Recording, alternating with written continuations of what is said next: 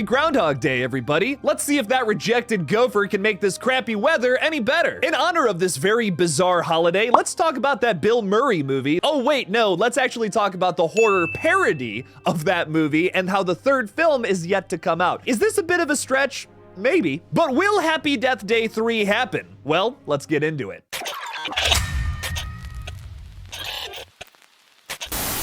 Many fans of the Happy Death Day franchise would love to see writer-director Christopher Landon return to make a third entry closing out this little trilogy, especially considering we've been left on a cliffhanger. More on that later. After the success of the previous two movies and Christopher Landon dropping Scream 7 due to all of that drama, you would imagine maybe the dude's got a little bit of free time to make Happy Death Day 3 happen, fingers crossed. I want to see Tree and the gang fight more baby-masked killers! But in today's video, I want to detail why Happy Death Day 3 hasn't happened yet, and everything we know about the film so far. First, let's start this off with some interesting comments from Jason Blum, the producer on these movies. They come from Blumhouse, of course, so Jason Blum has got a hand in it. Over on X, formerly Twitter, Jason Blum has stated that Happy Death Day 3 wouldn't be completely impossible to make, but is not in development at this time. He also said, prior to Happy Death Day 2's release, that it would all depend on the box office performance of that film if 3 were to actually happen. Despite what some may say, Happy Death Day 2 was actually a big box office success, even though most people would say that the first one is leagues better than that sequel. Happy Death Day 2 was made for $9 million and brought in a little over $64 million, making over 7 times its budget back. So why does Jason Blum maybe consider this movie to be a bit of a failure?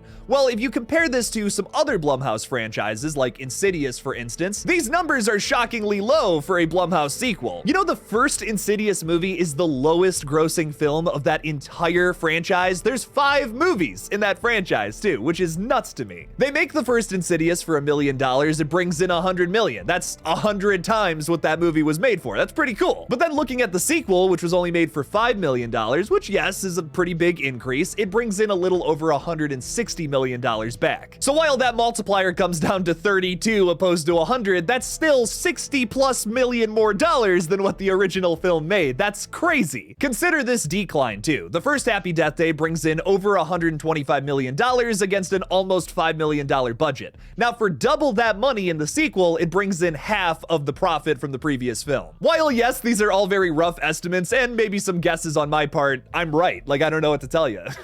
I mean, put yourself in Jason Blum's position here. Like, yes, Happy Death Day 2 made more money. Like I said, 7 times its budget. That's awesome. But let's say they make a 3 and then it makes even less than that. That would be bad. As of right now, Happy Death Day 1 to Happy Death Day 2 is a decline, not an increase, like how it was with the Insidious franchise. So while Jason probably wouldn't lose money on a Happy Death Day 3 that, let's say, is made for like a little over $10 million, he might be making more money if he were to focus on something like Five Nights at Freddy's 2, the Dead by Daylight movie, things like this. That just makes more sense from a business standpoint, which is something, unfortunately, you have to consider here. Christopher Landon says that he already has an entire pitch for a Happy Death Day 3 as well as a title. The latter is the only thing we actually know. What is that title, you may ask? Happy Death Day to Us. So no, he wasn't able to work the 3 into the title like the previous film. Makes me a little sad, but I'll still take it. Nothing about Happy Death Day 3's plot is actually confirmed online, but Jessica Roth, who plays Tree Geldman, a comically hilarious name for a final girl, has stated she would love to come back for a Happy Death Day 3 to do like a Halloween 2018 style film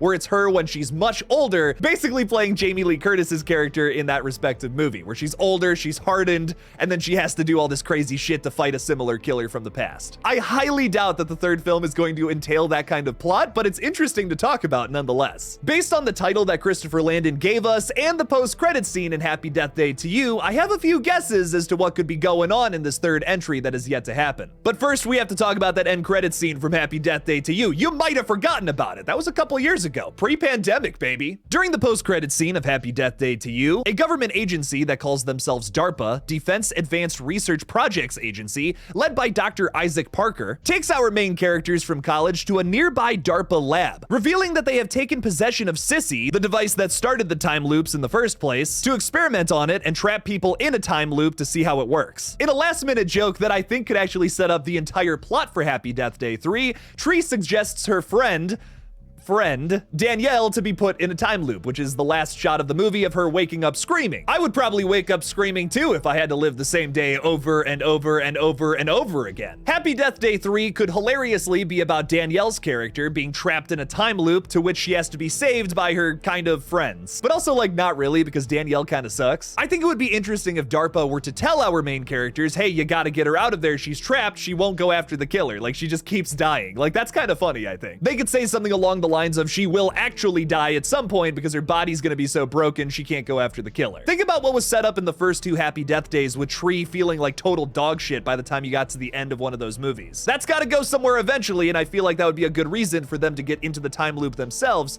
to hopefully try to save her. I also think it would be kind of fun to see all of these characters in the time loop the entire time versus mostly just Tree. Now listen, I know what you're thinking. You're probably saying to yourself right now, Jake, that kind of sounds a lot like Happy Death Day to you. And that movie was not as good as the first movie because it was too damn silly, there was hardly any crazy kills, and the killer was super predictable. I agree with all of these things, and I have workarounds. Let's get to it. What if this government agency, DARPA, is actually a secret antagonist, maybe the main antagonist of Happy Death Day 3? So first and foremost, big problem with Happy Death Day to you. They utilized the same characters, the same red herrings, and ended up just making one of the red herrings from the previous film the main killer of your second entry. That was kind of boring in my opinion. You simply can't do that again here in Happy Death Day 3. You have nobody else left to be the killer. So what if this time, when they're sent to a brand new dimension that Danielle is stuck in, there's an entirely new cast of characters there, maybe played by bigger actors and actresses, that could be our baby killer this time around? That came out wrong. I meant baby masked killer. It kind of made it sound like he kills babies. That's a little too far out, I think, for the Happy Death Day franchise. So no baby deaths here. Even Michael Myers wouldn't touch that shit. This is a big problem in Happy Death Day to you for multiple reasons. Not only was the killer predictable because it was literally just a red herring from the previous film. It's like, come on, we kind of knew that that was coming, right? It also didn't leave room for really any new characters, which could have boosted the box office results of the previous film. There's two big points I want to make here about this, and they both involve, you guessed it, the Scream franchise. You thought I could go a whole video without talking about Scream? Oh no, my friends, come on. When Scream 5 came out, it got some favorable reviews. Most people really enjoyed the film, and it made some good money too. But then Scream 6 comes out a little over a year later and made even more money. Now, why could that be? Is it because Wednesday Season 1 came out 3 months prior and Jenna Ortega got shot into the A-list? Yeah, pretty much. That's really why it did. Now, what if Happy Death Day to you had a Jenna Ortega, a Sydney Sweeney, someone big like that in the film? I think it definitely would have crossed at least that 100 million mark. If your new cast is filled with big stars like Jenna Ortega, Sydney Sweeney, all these kinds of people, maybe people from Euphoria, because that seems to be something that's very popular amongst the Scream and Happy Death Day crowd. You get those people in there, maybe one of them's playing the killer, meaning that they're in most of the movie. I think that's without a doubt a recipe for success, making over $100 million, which is what Happy Death Day 3 needs to do. We gotta see that incline, baby. It's gotta make more than 65 million at the box office. Come on! Another really good example of this is Scream 1 to Scream 2. In that first Scream movie, you got Neve Campbell from Party of Five, you got Courtney Cox from Friends, a bunch of other up-and-comers like Matthew Lillard, Jamie Kennedy. It sounds weird to call them up-and-comers, but in 1996, they were. You have this wildly popular movie that comes out in late 1996 with huge stars or people who were about to become that, and then what do they do for the sequel? The same thing. They doubled down on that idea. New additions to Scream 2 that fit this category of big stars or would soon become that are Sarah Michelle Gellar, Timothy Olyphant, Jada Pinkett Smith, Laurie Metcalf, Jerry O'Connell, Luke Wilson, Heather Graham, Tori Spelling, Omar Epps,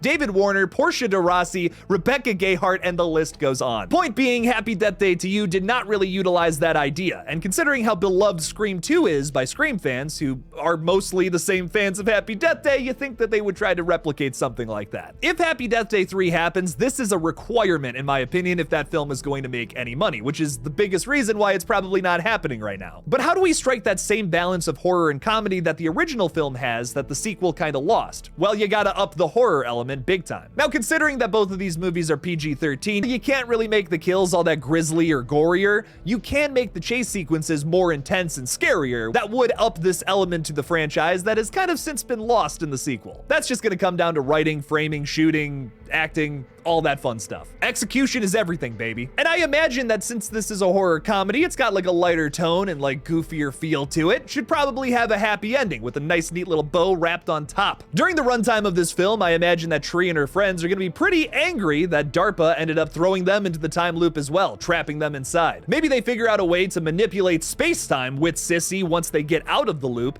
in order to erase DARPA and the creation itself from space-time altogether. So a very loose outline of this movie would essentially be Tree and her friends get trapped in the time loop with Danielle. They find out who the killer is, stop said killer, get out of the time loop, utilize Sissy to not only destroy itself, but also just erase everything that's happened in this timeline and go back to normal before any of this even happened. Is that a little Back to the Future 3? Yeah, it totally is, but don't worry about it. This might be a little cringe, but I feel like it's fitting with the Happy Death Day series to have Tree waking up to that birthday song again all the way back at the first movie with Carter, but she's no longer trapped in a time loop. Meaning that none of these movies actually happened, but like they also did too. Time travel's really fucking weird, man. Carter and Tree start making out and boning just right there and then. I'm so kidding. But like, yeah, they get together. It's a happy ending. Confetti, throw it up in the air. Yeah. Personally, I would love to see something along those lines happen for Happy Death Day 3. Hell, I would just love to see a third movie in that franchise because those first two movies are so much fun. What do you guys think about a third entry in the Happy Death Day franchise, though? Leave me something about it in the comments below. Thank you all so much for watching this video on everything we know about Happy Death Day 3. Don't forget to like this video and subscribe for more horror content in the future. Please consider supporting me on Patreon by clicking that link in the description below. And as always, don't forget to kill it out there, y'all.